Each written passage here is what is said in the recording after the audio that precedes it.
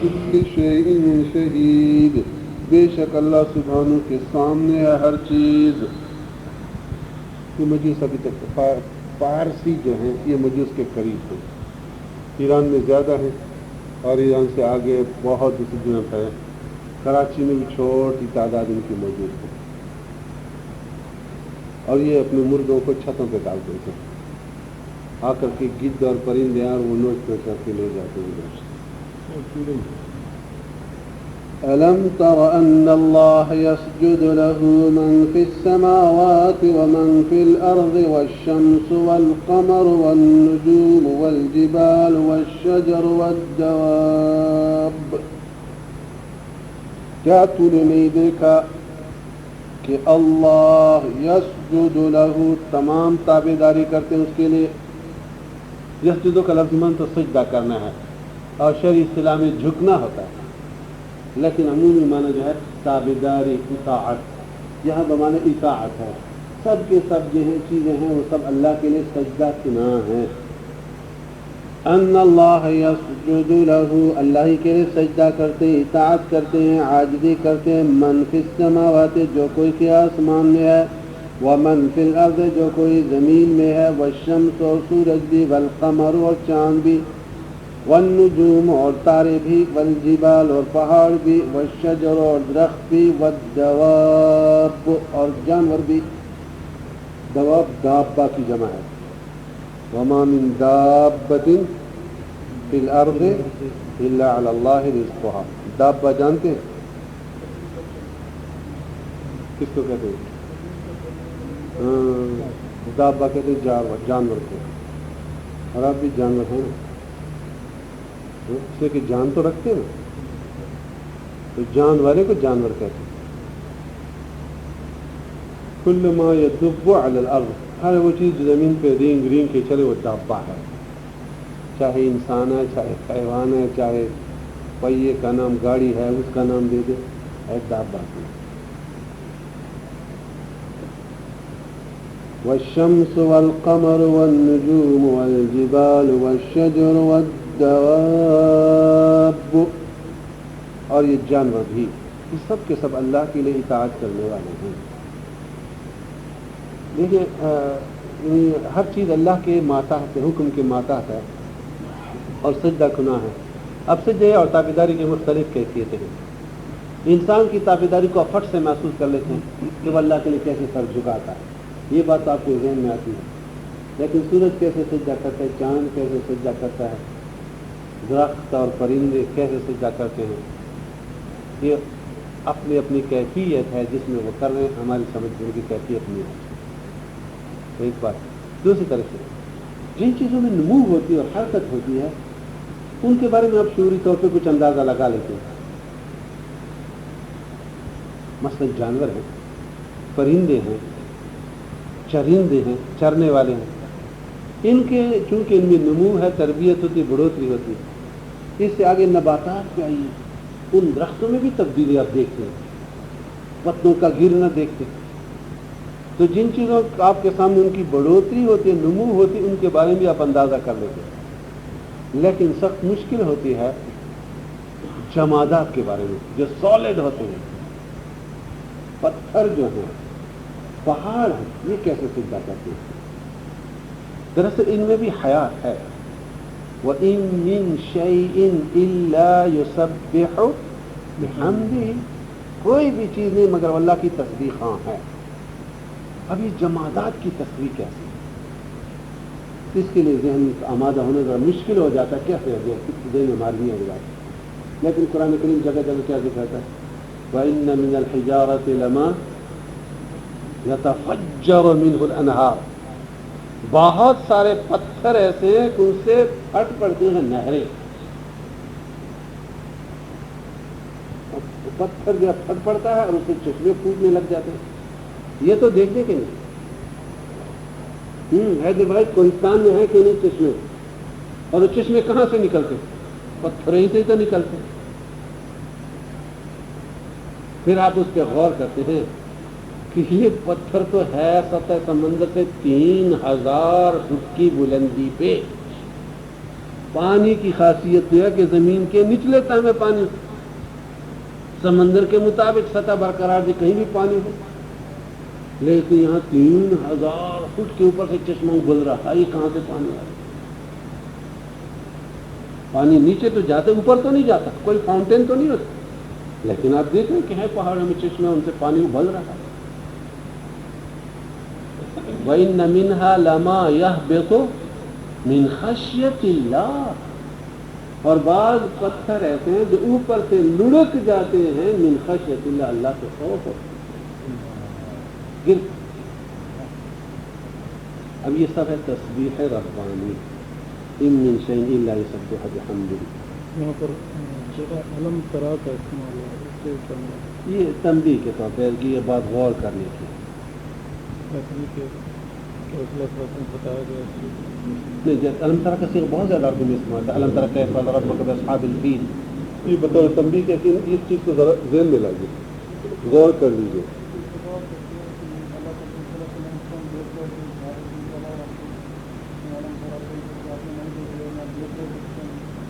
یہ اصحاب الفیل کا واقعہ حضرت کی پیدائش کے وقت ہوا ہے، عام الفیل جو ہے آپ کی پیدائش کے وقت ہو چکا ہے، عبد المطلب کے زمانے میں ہوا، اور علم ترا یہ اسلوب ہے جہاں جہاں سوالیہ انداز میں آپ بات پوچھتے ہیں اور اگلا آدمی متنبہ ہو جاتا ہے اس کو۔ جی دوبارہ ذہن میں لائیے، علم تر ان اللہ یسجد له من فی السماوات ومن فی الارض والشمس والقمر والنجوم والجبال والشجر والدواب وکثیر من الناس، اور بہت سارے آدمی، انسانوں میں سے بہت سارے انسان ہیں جو اللہ کی تابعداری کرتے ہیں۔ اس کا مطلب ہے کہ حضرت انسان میں بھی بعض ایسے ہیں جو اللہ کے علاوہ کسی اور کے لیے ہے، چنانچہ جو اللہ کے علاوہ دوسروں کے لیے سجدہ کناں ہیں، ان کے بارے میں فرمایا وَكَثِيرٌ حَقَّ عَلَيْهِ الْعَذَابُ، اور بہت سارے ہیں جن کے بارے میں ثابت ہو چکی ہے سزا، عذاب دینا ان کے لیے ٹھہرا دیا گیا ہے، ثابت ہو چکا ہے۔ وَمَن يُهِنِ اللَّهُ فَمَا لَهُ مِن مُّكْرِمٍ، اور جس کو ذلیل کر دے اللہ تعالی، فَمَا لَهُ مِن مُّكْرِمٍ، تو کوئی اکرام کرنے والا، کوئی عزت دینے والا پھر نہیں ہے۔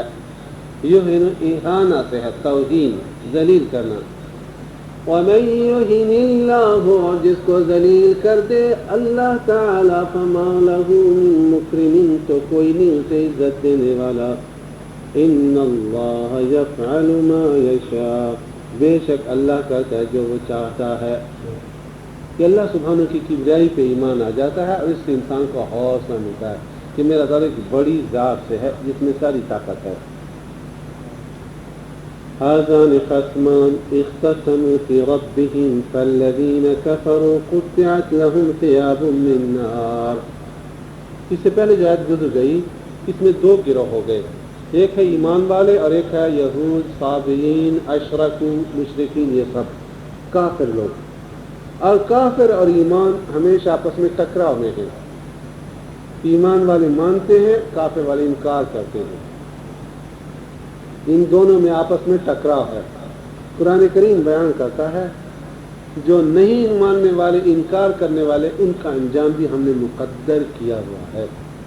ہذان خصمان، یہ ہیں دو آپس میں جھگڑنے والے، یہ ہیں دو آپس میں الگ الگ مدعی، اختصموا کہ جو جھگڑتے ہیں، فی ربہم اپنے پروردگار کے بارے میں، فالذین کفروا ان میں جو اپنے رب کو ماننے والے نہیں، قطعت لہم ثیاب من نار، ان کے لیے کپڑے بنائے گئے ہیں، کاٹ دیے گئے، کس چیز کے؟ آگ کے کپڑے، کوئی ریشم کے، حریر کے کپڑے نہیں ان کے لیے، ان کے لیے کپڑے جو بنائے گئے ہیں وہ من نار، آگ کے۔ بھائی آگ کے بھی کپڑے ہوتے ہیں، اگر کوئی کپڑے کا تصور ذہن میں آ سکتا ہے تو پھر وہ تصور آگ ہی کا رکھو، نتھنگ ایلس۔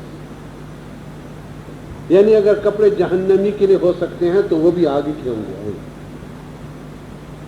اور آگے جلودہم کے آگے ذکر آ رہا ہے، فالذین کفروا قطعت لهم ثیاب من نار، پس وہ لوگ جو منکر ہوئے ان کے واسطے کاٹ دیے گئے کپڑے آگ کے، یصب من فوق رؤوسهم الحمیم، یصب ڈالا جائے گا ان کے اوپر کون سا شیمپو، جہنم میں جو شیمپو دیا جائے گا ان کا ذکر، اس کا ذکر، من فوق رؤوسہم ان کے سروں کے اوپر سے ڈالا جائے گا ان کو الحمیم، ابلتا ہوا پانی،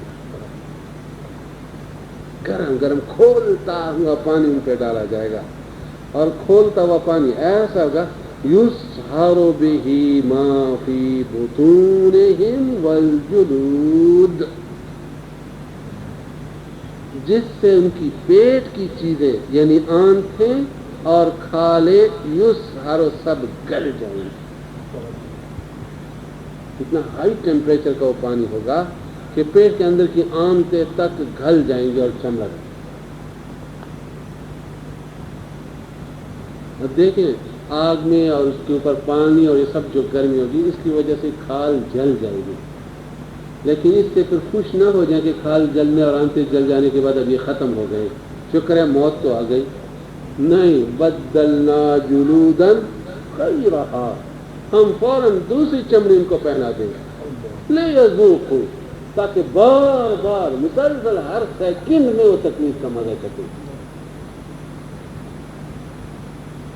یسحر بما فی بطونہم والجلود، گل جائیں گے جو کچھ ان کے پیٹوں میں ہے، والجلود اور کھال بھی، وَلَهُمْ مَقَامِعُ مِنْ حَدِيدٍ، اور ان کے ہوں گے ہتھوڑے، من حدید ریشم کے، پیار ہوگا کافروں کے ساتھ نہیں، حدید کہتے ہیں آہنی گرز ہوں گے ان کے، مقام گرز کو کہتے ہیں، اچھا مولا بخش قسم کا، وَلَهُمْ مَقَامِعُ مِنْ حَدِيدٍ، اور ان کے لئے ہتھوڑے ہوں گے، گرز ہوں گے، من حدید لوہے کے، كلما أرادوا أن يخرجوا منها من غم، آگے کیا ہے، أعيدوا فيها، جب کبھی بھی وہ نکلنے کی کوشش کریں گے اس گھٹن کی وجہ سے، سالوں پہ سالوں اور مہینوں پہ مہینوں تکلیفیں جھیل رہے ہیں، اگر وہ تصور بھی کرے کہ جہنم سے بھاگ جائیں، بھاگیں گے کہاں، أعيدوا فيها، فوراً واپس پلٹا دی جائے۔ کلما ارادو، جب بھی وہ چاہیں گے، ان یخرجوا منہا، کہ وہ نکل پڑے اس دوزخ سے، من غم، من گھٹن کی وجہ سے، تکلیف کی وجہ سے، چبن کی وجہ سے، جب بھی وہ باہر نکلنے کی کوشش کریں گے، اعیدوا فیہا، واپس لوٹا دیے جائیں گے اس جہنم میں، ان کی کوشش کامیاب نہیں ہونے دی جائے گی۔ وذوقوا، اور ان سے کہا جائے گا چکو جی، عذاب الحریق، اب نہیں، حریق کا کیا معنی، آگ کا عذاب، جلنے کا عذاب، لو جی اب مزہ آگ کے عذاب کا، یہ تمہارے لیے اسپیشل پلیس ہے اور ڈش ہے جو آپ کے لیے مقرر ہے۔ صلی اللہ تعالیٰ خیر خلق محمد وآلہ وصحبہ اجمعین برحمتہ۔ السمیع العلیم من الشیطان الرجیم، بسم اللہ الرحمن الرحیم۔ ان اللہ يدخل الذین آمنوا وعملوا الصالحات جنات، إن الله يدخل الذين آمنوا وعملوا الصالحات جنات تجري من تحتها الأنهار، يحلون فيها من أساور من ذهب ولؤلؤا، ولباسهم فيها حرير، وهدوا إلى الطيب من القول، وهدوا إلى صراط الحميد۔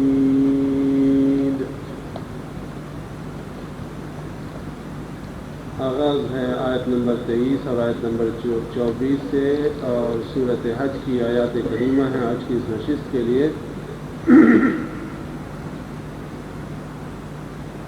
جبکہ انکار کرنے والے اور ایمان لانے والے دو گروہ ان کا تذکرہ چل رہا تھا پچھلے درس میں۔ ھذان خصمان اختصموا، یہ دو گروہ ہیں جنہوں نے رب ذوالجلال کی ذات کے بارے میں بھی جھگڑا کیا۔ ایک گروہ تو ماننے والا ہے، دوسرا گروہ انکار کرنے والا ہے۔ پچھلے درس میں انکار کرنے والوں کے انجام کو قرآن کریم نے واضح کیا کہ جو اللہ سبحانہ اور اس کی وحدانیت کے منکر ہیں، قیامت میں اس کا کیا انجام ہوگا۔ ایک نظر کے لیے پھر دیکھ لیجئے۔ قطعت لهم ثياب من نار، ان کو آگ کے کپڑے پہنائے جائیں گے۔ يصب من فوق رؤوسهم الحمیم، اور ان کے سروں کے اوپر سے کھولتا ہوا پانی ڈالا جائے گا۔ یسحر به، نگل جائے گا اس پانی کے ذریعے سے ما فی بطونہم والجلود، جو کچھ ان کے پیٹوں میں ہے اور جو ان کی چمڑی ہے سب نگل جائیں گے، ختم ہو جائیں گے اس پانی کی وجہ سے۔ اور حدیث میں اس کی تشریح یوں آئی ہے کہ جو وہ پانی ڈال دیا جائے گا اور وہ پیاس کی وجہ سے پانی کی آوازیں لگائیں گے، اور وہ گرم کھولتا ہوا پانی جب دیا جائے گا ان کے اور زہر آلود پانی، نتیجہ ہے کہ جو ہی وہ ہونٹ کو لگ جائے گا وہ ہونٹ پورے کا پورا نیچے لٹک جائے گا۔ اس طرح جب جسم کے اندر وہ پانی گزرے گا تو جسم کی جو انتڑیاں ہیں، جو کچھ اندر ہے، وہ سارے کا سارا بول و براز کے راستے سے باہر نکل جائے گا، کھاڑ ادڑ جائے گی۔ یہ کیفیت ہوگی۔ اور اس کے ساتھ ساتھ وَلَهُمْ مَقَامِعُ مِنْ حَدِيدٍ، اور بڑے بڑے گرز ہوں گے لوہے کے، گرز بڑے ہتھوڑے کو کہتے ہیں، اس کے ذریعے سے ان کے سروں پہ مارا جائے گا، ان مشرکین کو، اللہ کے منکرین کو مارا جائے گا۔ كُلَّمَا أَرَادُوا أَن يَخْرُجُوا مِنْهَا مِنْ غَمٍّ أُعِيدُوا فِيهَا، جب بھی وہ ارادہ کریں گے اس گھٹن کے مارے کہ کہیں باہر نکل پڑے، اور ان کو واپس کر دیا جائے گا کہ باہر نکلنے کی کیا تمہاری صورت ہو سکتی ہے۔ چاروں طرف سے فی عمد ممددہ، وہ گھیرے ہوئے ہوں گے لمبے لمبے ستونوں میں۔ یہ ان کی کیفیت ہوگی ان منکرین کی، اور ان سے بار بار کہا جائے گا شاباش جو اگر دی جا سکتی ہے، اگر انہیں تھپکی دی جا سکتی ہے تو وہ تھپکی، وہ شاباش ان الفاظ میں ہوگی ذوقوا عذاب الحریق، اب چکھو مزہ۔ تم زمین میں فرعون بنے پھرتے تھے، تکبر کرتے تھے اور شرک کرتے تھے، اب اس کا یہ مزہ چکھو۔ گزشتہ درس میں منکرین کے اس انجام کا تذکرہ تھا کہ اللہ کے جو منکر ہیں اور مشرک ہیں وہ ایسے مراحل سے گزریں گے۔ اب آج کی آیات کا آغاز ہے ایمان والوں سے کہ جو اللہ پہ یقین لے آتے ہیں اور اللہ کی ذات پہ ایمان لاتے ہیں، ان کے لیے کیا انجام ہوگا اور کیا ہدایہ اور تحفے ہوں گے۔ سبحان اللہ، ایسے ایسے تحفے اور ایسے ایسے ہدایہ ہوں گے، اور ایسے ایسے باغات اور نہروں میں ہوں گے کہ جن کے بارے میں حدیث میں تفسیر یوں ہے لا عین رأت ولا اذن سمعت ولا خطر على قلب بشر، نہ آنکھوں نے ان نعمتوں کو دیکھا ہے، نہ کانوں نے ان نعمتوں کے بارے میں سنا ہے، اور نہ دل پہ ان کا تصور آیا ہوگا، تصور تک بھی نہیں آیا ہوا ایسی ایسی نعمتیں ان کو دی جائیں گی۔ زیادہ سے زیادہ مانوس ہونے کے لیے دنیا کی چیزوں جیسی شکلیں بنا دی جائیں گی کہ دنیا میں اگر مالٹے، آم، مینگو وغیرہ یہ ان سے طبیعت مانوس ہوتی تو جنت میں بھی یہ شکلیں دی جائیں گی۔ كُلَّمَا رُزِقُوا مِنْهَا مِنْ رِزْقٍ، جب کبھی بھی وَأُوتُوا بِهِ مُتَشَابِهًا، اس سے ملتے جلتے رزق لائے جائیں گے، جو طبیعت مانوس ہوں گے وہ تو فٹافٹ نکلیں گے، لیکن حقیقت ان کی ایسی ہوگی کہ نہ کانوں نے سنا ان کے بارے میں، نہ آنکھوں نے دیکھا اس کے بارے میں۔ تو یہ ان جنتیوں کے لیے مقامات ہے۔ اور اس آیت کریمہ میں ان کے لباس کا بھی تذکرہ ہوگا کہ جنتیوں کو جو لباس ہوگا حریر کا ہوگا، ان کو ریشم پہنایا جائے گا، ریشمی لباس ہوگا۔ اب یہ ریشم لفظ استعمال ہو چکا ہے جو انسان کے ذہن میں اس کا ترجمہ جو ہو سکتا ہے، لیکن جنت کا ریشم کیسا ہوگا، وہ حریر کیسا ہوگا، کچھ نہیں کہا جا سکتا کہ آج کی ڈکشنری میں اس کے لیے الفاظ مل سکتے ہیں یا نہیں۔ ریشمی لباس ہوگا اور اس کے علاوہ انہیں کنگن پہنائے جائیں گے۔ کنگن ہوں گے سونے کے، کنگن ہوں گے چاندی کے، کنگن ہوں گے لؤلؤ کے، موتیوں کے۔ دنیا میں تو ایمان والوں کے لیے دونوں چیزیں حرام ہیں، سونا بھی اور حریر بھی، مردوں کے لیے۔ اللہ کے نبی علیہ السلام نے ایک ہاتھ میں ریشم کا لیا کپڑا اور دوسرے ہاتھ میں سونا لیا، فرمایا اللہ تعالیٰ نے میرے امت کے مردوں پہ اس دنیا میں حرام کر دیا، اور جو اس دنیا میں پہنیں گے سونے کو یا ریشم کو، اللہ سبحانہ جنت میں اسے محروم کر دیں گے۔ تو یہ جنتی لباس ہوگا ایمان والوں کا۔ یہاں آیت کریمہ میں جو ان کے لیے زیور ہے، حقیقت میں زیور دنیا میں تو عورتوں کے لیے ہے، لیکن دنیا میں بھی تصور یہ ہے جو بڑے بڑے بادشاہ اور بڑے بڑے رؤساء ہیں، ان کا بھی لباس فاخرانہ ہوتا ہے۔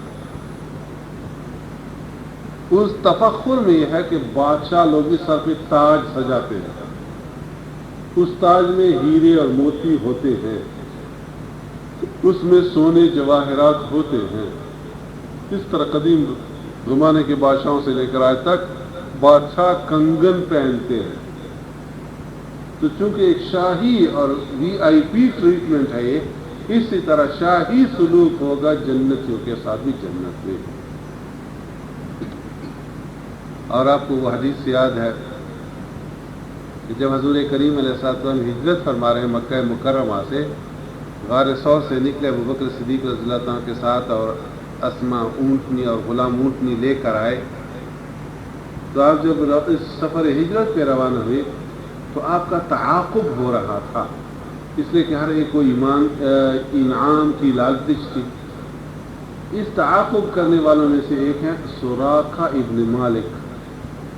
سراقہ نے حضور کریم علیہ السلام کا تعاقب کیا جب پتہ چلا کہ وہی ذات ہے، لہذا گھوڑا لے کر کے بستی والوں نے کہا کہ کہیں گرد اڑ رہی ہے، اور وہ گرد قریب آتی گئی تو اندازہ لگا کہ اونٹنی ہے اور 2 آدمی ہیں اس پہ یا 3 آدمی ہیں۔ تو بستی والوں نے اندازہ کیا کہ قریش نے جس کا انعام مقرر کیا کہیں وہ شخص نہ۔ سراقہ اپنے قبیلے کے بڑے تھے، ان کو بھی پتہ چلا، لیکن اندر سے اس کی کھلبلی یہ مچی ہے کہ اگر انعام ہے تو یہ میری بستی والے میرے لوگ نہ لے لیں، لہذا کیا کہ ان سب کو اندر کر دے، چلو چلو کچھ نہیں ہے، ایسی خام خواہ کوئی چیز دیکھ لی تو آپ یوں کر لیتے ہیں آپ لوگ۔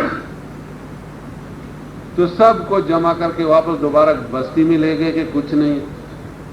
تھوڑی دیر گزری، خود گھر میں داخل ہو گیا اور گھوڑے کو تیار کر لے، زین وین سجایا اور تیر کمان لے کر کے گھر کے دوسرے پچھواڑے سے نکلا اور تعاقب کیا اس سائے کا، ان انسانوں کا۔ جب یہ سراقہ ابن مالک حضور کریم علیہ السلام کے قریب پہنچے تعاقب میں، ابوبکر صدیق رضی اللہ عنہ، ابوبکر جو گائیڈ تھے، اس کی کیفیت یہ تھی کہ کبھی تو میں آگے جاتا تھا، کبھی پیچھے جاتا تھا، کبھی سامنے دیکھتا تھا، کبھی مڑ کے پیچھے دیکھتا تھا۔ ہر لحاظ سے مجھے خواہش ہے کہ کہیں پیچھے سے حملہ نہ ہو، دائیں سے حملہ نہ ہو، بائیں سے تکلیف نہ پہنچے، یہ کیفیت بے قراری کے ابوبکر صدیق کو۔ تو ابوبکر صدیق نے پیچھے سے جب دیکھا، اللہ کے نبی نے بتایا کہ تو کوئی ہمارا تعاقب کر رہا ہے، کوئی گھوڑا گھڑ سوار آ رہا ہے۔ حضور کریم علیہ السلام نے جو دعا کی، اس دعا کے نتیجے میں سراقہ ابن مالک کے گھوڑے کے پاؤں دھنس گئے زمین میں۔ اب دھنس گئے تو نکل نہ سکتے۔ اسے اندازہ ہوا کہ واقعی یہ کوئی معمولی بات نہیں، جو میں نے کام کیا یہ بہت بڑی غلطی کی، اس لیے آگے جا کر کے اس نے آواز دینی شروع کر دی کہ خدا کے لیے مجھے بچاؤ، یہ جو صورتحال میرے ساتھ پیش آ گئی، میں زمین میں دھنس رہا ہوں، گھوڑا دھنس رہا ہے، اس لیے مجھے معافی دے دی۔ تو حضور کریم علیہ السلام نے سراقہ ابن مالک کو معافی دے دی اور اس سے کہا کہ تم ہماری بات چھپاؤ، دوسروں پہ ظاہر نہ کرو، اور تجھے ملک فارس کے جو بادشاہ ہیں، فارس کے جو بادشاہ ہیں، اس کے کنگن دے دیے جائیں گے۔ زبان نبوت سے یہ بات نکلی، یہی سراقہ ابن مالک فتح مکہ کے دوران مسلمان ہوئے. اب اس کے بعد مسلمان ہونے کے بعد وہ کنگنوں کا انتظار کر رہا ہے. حضرت عمر ابن خطاب رضی اللہ تعالیٰ کے زمانے میں ملک فارس فتح ہے اور فارس کے بادشاہ کا سامان مال غنیمت کے طور پہ پہنچ. جب حضرت عمر کے سامنے مال غنیمت آیا تو حضرت عمر نے کہا یہ مال ناقص ہے, اس میں کچھ کمی ہے, پورا مال نہیں آیا. کیا چیز ناقص ہے؟ فرمایا اس میں کنگن ہونے چاہیے. بالآخر تفتیش کی گئی تو کنگن پہنچ گئے اور سراقہ ابن مالک آئے اور اس جوش اور جذبے کے ساتھ وہ کنگن لے کر کے ہاتھوں میں اپنے پہنے. وہ جو بشارت دی گئی تھی اور وہ جو وعدہ کیا گیا تھا کہ ملک فارس کے کنگن تمہیں پہنائے جائیں گے.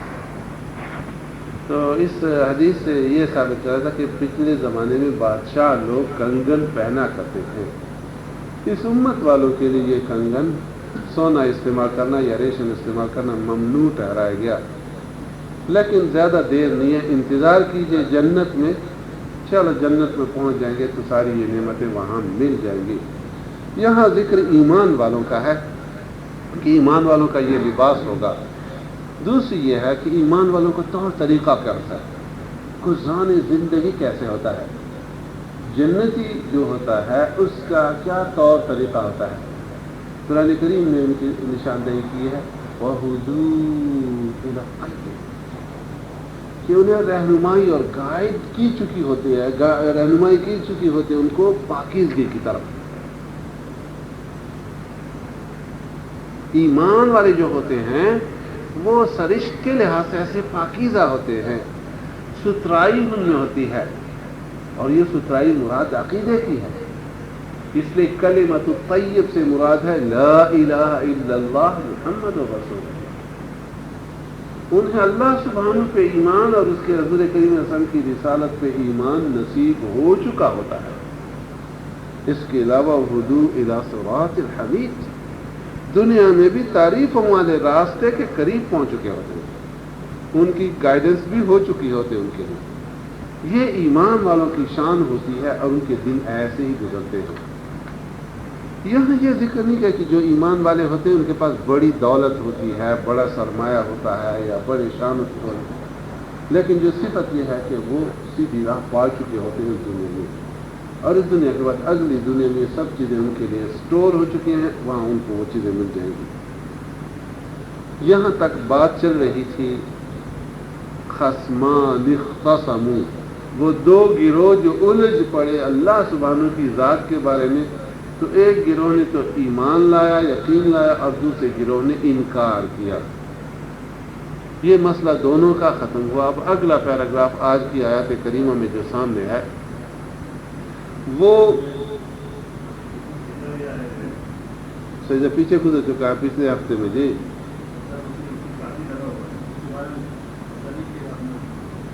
کر لیجیے اگر نہیں کیا تو کر لیجیے. سجدہ تلاوت واجب ہے, فوری طور پہ کر سکتے ہیں یا تراخی میں, دونوں سے درست ہیں. ان الذین, پیراگراف کا جو اگلا حصہ ہے آج کی آیت کریمہ میں جو بات آنے والی ہے وہ منکروں کو اس گروہ سے ہے کہ ان کی اس عادت کو دیکھ لیجیے کہ خود کفر پہ کیسے جمے ہوئے ہیں, اور ان کا کفر متعدی یوں ہو رہا ہے کہ دوسروں کو بھی اللہ کی راہ سے روک رہے ہیں. اس لیے بلد الحرام, مسجد حرام امن و سکون کی جگہ ہے, لیکن یہاں بھی وہ ظلم اور بربریت کو ترویج دے رہے ہیں, ان کو ابھار رہے ہیں. لہذا قرآن کریم تنبہ کرتا ہے ان کو, انہیں آگاہ کرتا ہے کہ سن لیجئے, جو بلد الحرام میں یا مسجد حرام میں وَمَنْ يُرِدْ فِيهِ بِإِلْحَادٍ بِظُلْمٍ نُذِقْهُ مِنْ عَذَابٍ أَلِيمٍ. ایک بات. دوسری بات یہ کہ یہاں پہ کوئی ٹھیکیداری یا کوئی ریزرویشن کہ اپنے لیے کوئی چیز محفوظ کرنا یہ نہیں چل سکتا. سواء العاکف فیہ والباد, باد بدو سے ہے, باہر سے آنے والا, عاکف معتکف جو وہی رہتا ہے جو وہاں جمع رہتا ہے۔ مقامی اور غیر مقامی دونوں کا برابر کا حق ہے حرم میں، اس لیے حرم میں مقامی اور غیر مقامی دونوں برابر کے حقدار ہیں، کسی کو منع کرنے کی اجازت نہیں ہے۔ ومن اظلم ممن منع مساجد اللہ ان یذکر فیہا اسمہ، اس سے بڑھ کر ظالم کون ہوگا جو اللہ کے گھروں سے روک لیتا کہ اللہ کی نام کی یاد لگائیں وہ اس کا۔ تو اس لیے عاکف ہو یا بعد ہو، باہر سے آنے والا سب برابر ہے۔ اس لیے اگر شرعی لحاظ سے دیکھیں تو اہل مکہ کو اپنے مکانوں کا کرایہ لینا ایسا ہے جیسے سود کھانا، جیسے سود خور کا مقام بتایا گیا ہے کہ قیامت کے دن یوں اٹھے گے یتخبطہ الشیطان من المس۔ اسی طرح مکے کے کرایہ داروں کے بارے میں بھی یہ ہے کہ تم کس منہ سے کرایہ لیتے ہو، دوسرے سے، یہ تمہاری اپنی جگہ تھوڑی ہے، بلد الحرام سب کے لیے ہے، تم جا کر قبضہ کر لو۔ اسماعیل علیہ السلام نے جب بنو جرہم قبیلہ آیا تھا، پرانی تاریخ یاد کیجیے ذہن میں، بنو جرہم قبیلے نے جب اڑتے ہوئے پرندوں کو یہاں دیکھا اور قریب پہنچ کر دیکھا تو گھاس بھی اگی ہے، زمزم کا پانی بھی نکلا ہے، تو انہوں نے اپنے قافلوں کے رخ ادھر موڑ دیے اور یہاں آئے وہ لوگ۔ یہ جگہ اور پانی ان کو مناسب پسند ہے اور کہا کہ ہم یہیں رہتے ہیں۔ انہوں نے اجازت مانگی اسماعیل علیہ السلام سے کہ ہم یہاں رہنا چاہتے ہیں اس پانی کے قریب، تو اسماعیل علیہ السلام نے وہاں ان سے پہلے بات کی تھی کہ تمہیں رہنے کی تو اجازت ہے لیکن اس پہ قبضہ جمانے اور ملکیت جمانے کا تمہیں حق نہیں کہ تم ملکیت کا دعویٰ کرو کہ یہ جگہ پھر ہماری۔ تو اللہ سبحانہ نے جس جگہ کو بدل الحرام ٹھہرایا ہے، اس سے روکنا، اس کو ذاتی جاگیر سمجھ لینا جائز۔ تیسری بات سمجھیے، بیت اللہ الحرام میں طواف، عمرہ، حج سب ایمان والوں کے لیے اس کی اجازت ہے۔ کسی کو ہرے ہٹو بچو، آگے ہو جاؤ، پیچھے چلے جاؤ، مجھے آگے جانے دے دو، اس کی اجازت نہیں۔ کسی کو اس بات کی اجازت نہیں کہ کہہ دے کہ تم سب جگہ خالی کر دو، اس لیے کہ فلاں امیر آ رہے ہیں، فلاں گورنر آ رہے ہیں، فلاں وارث آ رہے ہیں، فلاں فاروق لغاری صاحب آ رہے ہیں اور فلاں پریزیڈنٹ صاحب آ رہے ہیں، تم جگہ بناؤ، اس کی اجازت نہیں ہے۔ تمام اس میں برابر ہے، سواء العاکف فیہ والباد، باہر سے آنے والا اور وہاں بیٹھنے والا سب کے سب برابر ہے، اس میں کسی کو ایک دوسرے پہ برتری حاصل نہیں۔ ابراہیم خلیل اللہ نے جو دعا کی تھی اس جگہ کے لیے، اللہ سبحانہ نے وہ دعا ایسے قبول فرمائی، ایسے قبول فرمائی، ومن دخلہ کان آمنا۔ سورۃ حج کی یہ آیات میں عذاب کی پیش نظر ہے۔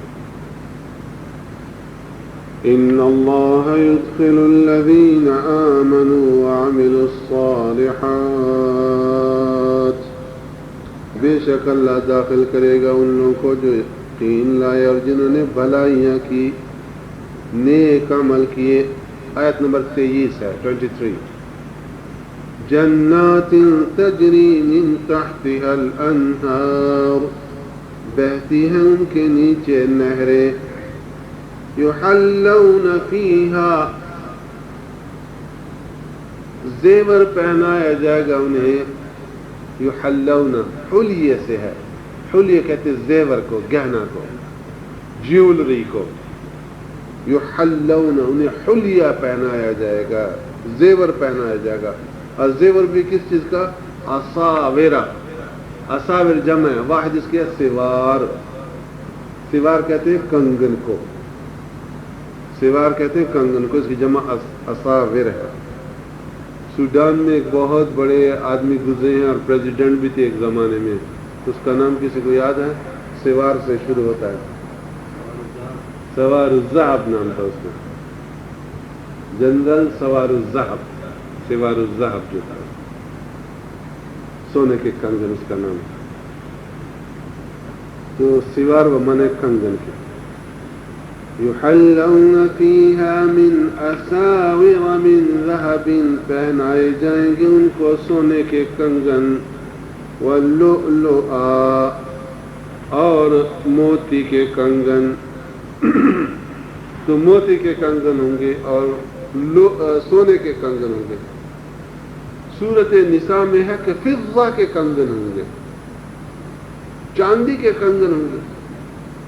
اور سب کو جمع کر لو تینوں جگہ کو تو مراد ہے کہ اہل جنت کو 3 طرح کے کنگن پہنائے جائیں گے، ایک سونے کا، دوسرا چاندی کا اور تیسرا موتیوں کا ہوگا.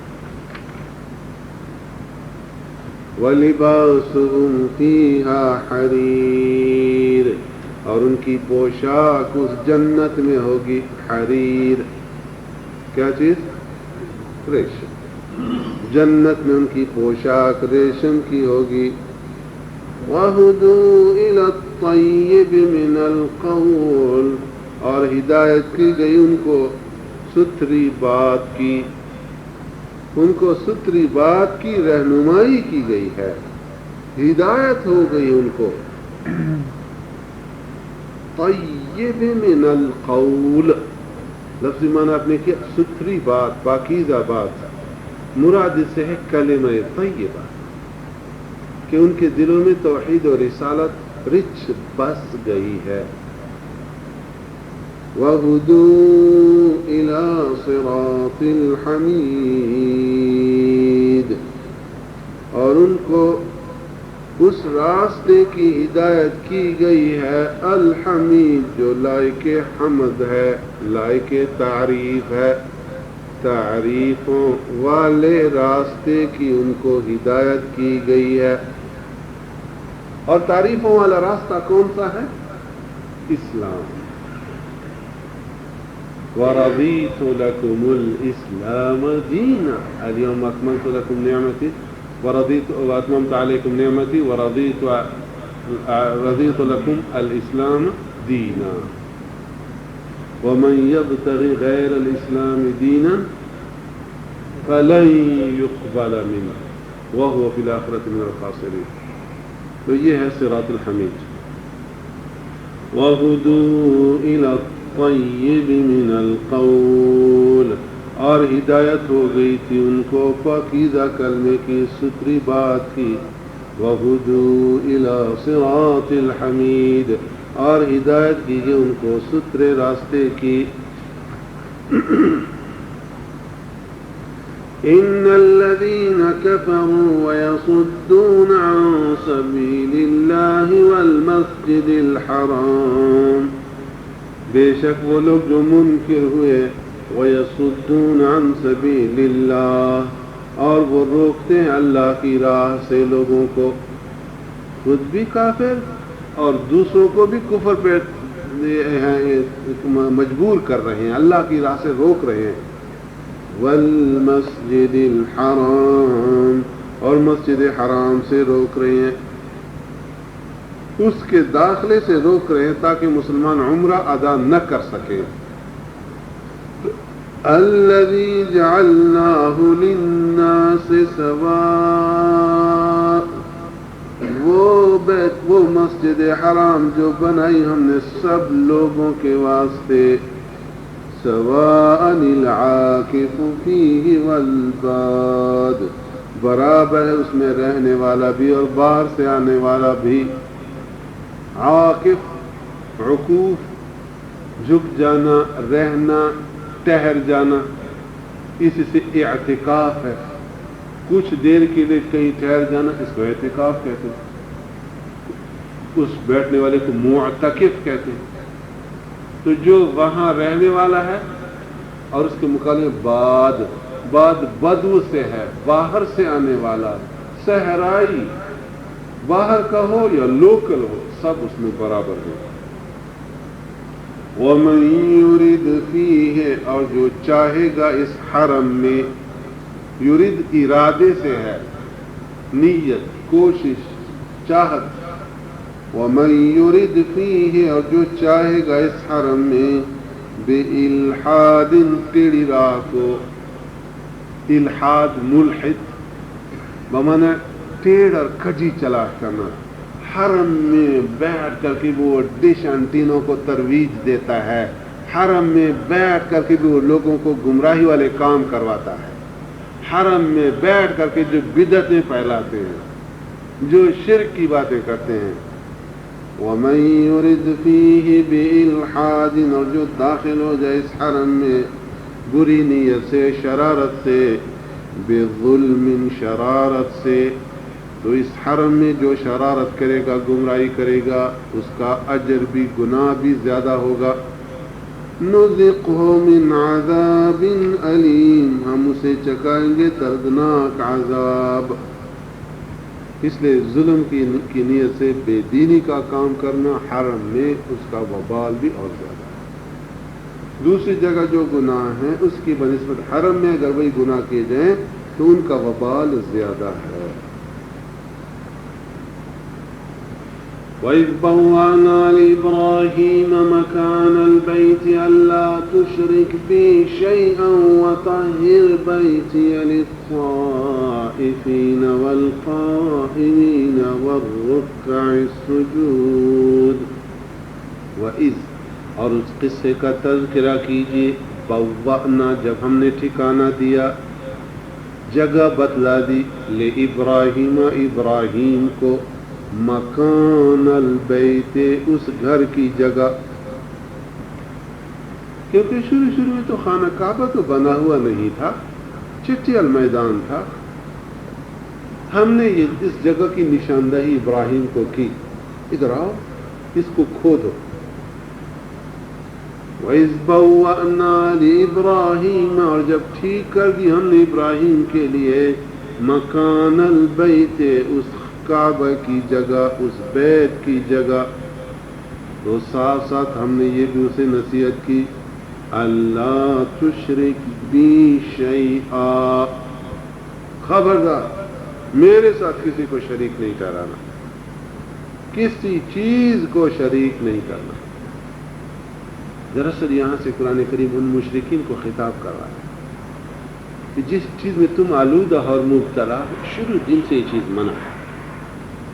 ابراہیم علیہ السلام جب بنیادیں رکھ رہے تھے، وہاں ابراہیم کے لیے تعلیمات متوجہ تھی، یہ ان کو کہا گیا تھا، اور آج تم جس صورتحال میں ہو، تم شروع سے اس کے خلاف ہو۔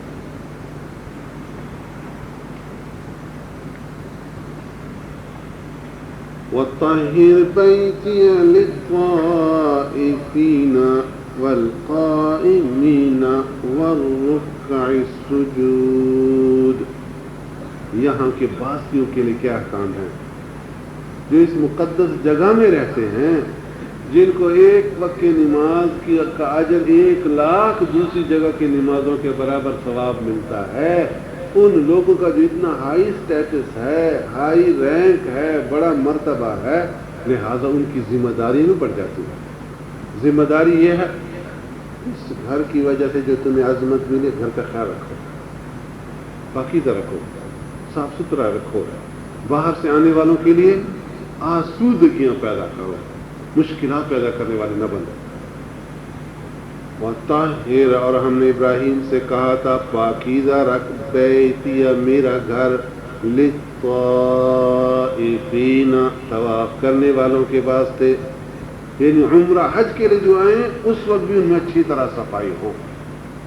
اور یہاں جو طاہر سے مراد ہے، صرف ظاہری پاکیزگی مراد نہیں ہے، بلکہ باطنی پاکیزگی ہے کہ یہاں شرک کا سامان نہ ہو، الحاد اور کفر کا سامان نہ ہو۔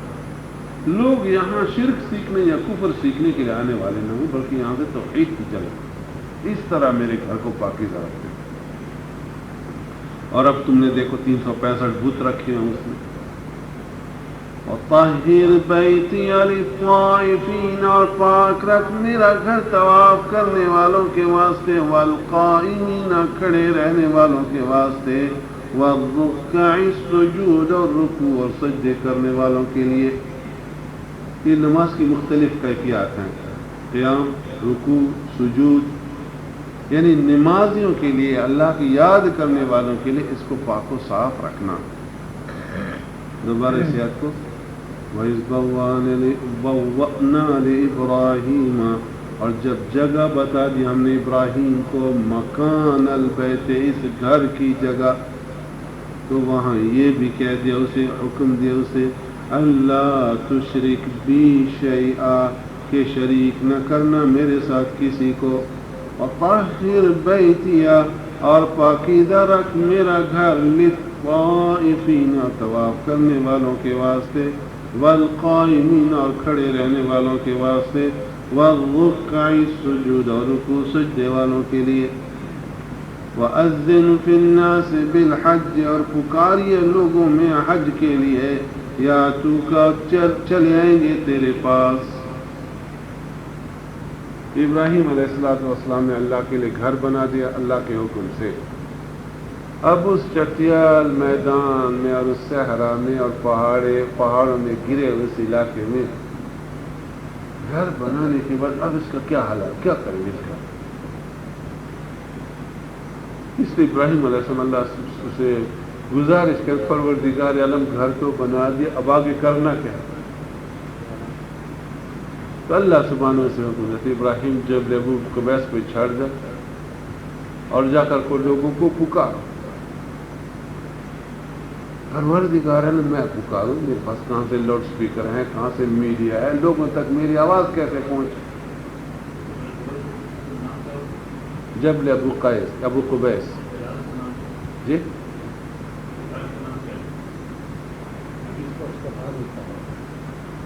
ابھی تو بلڈوزر چل رہے ہیں، پتہ نہیں ہے کہ نہیں وہ سب چیز پتہ نہیں، اس لیے تفسیر میں ہے بعض میں کہ خانہ کعبہ کے اوپر چڑھ جائیں، بعض میں ہے کہ اسی پتھر پہ جس پہ کھڑے ہو کر کے تعبیر کرتے تھے اس پہ چڑھ جائیں، بعض میں حکم ہے کہ نہیں جبل ابو قبیس پہ چڑھ جائیں،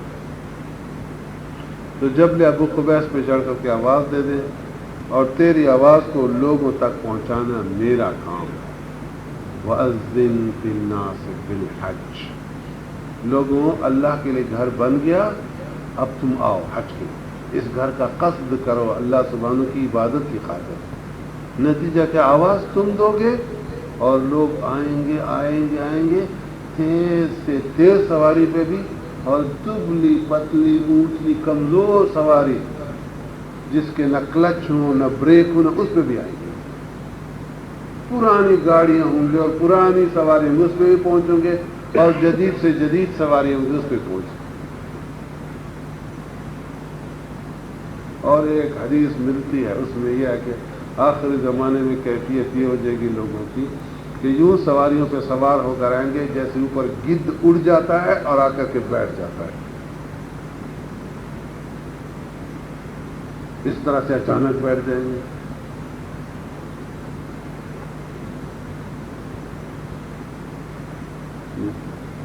یَأْتُوکَ وَأَذِّن فِی النَّاسِ، اور آپ پکاریے، آواز دے دیجئے لوگوں کو کہ آئے، بالحج، حج کے واسطے۔ حج کا معنی قصد کرنا، حج بمعنی ارادہ کرنا، قصد کرنا، اور شریعت سے مراد ہے سال کے مخصوص دنوں میں اللہ تعالیٰ کی عبادت کی نیت سے مخصوص مقام کا ارادہ کرنا۔ مخصوص دنوں سے مراد ہے یعنی شوال، ذیقعد، ذی الحج کے ابتدائی دن، یہ ہیں خاص دن حج کے، اس لیے کہ شوال کا چاند دیکھنے سے ہی آپ احرام باندھ سکتے ہیں، حج کی اجازت ہو جاتی ہے، تو یہ ہے دن خاص۔ اور مقام مخصوص سے مراد ہے بیت اللہ شریف ہے، صفا مروہ ہے، عرفات اور منی ہے، یہ مقامات ہیں کہ جن کی نیت کر کے انسان حج کرے۔ تو حج کا لفظی معنی ارادہ کرنا،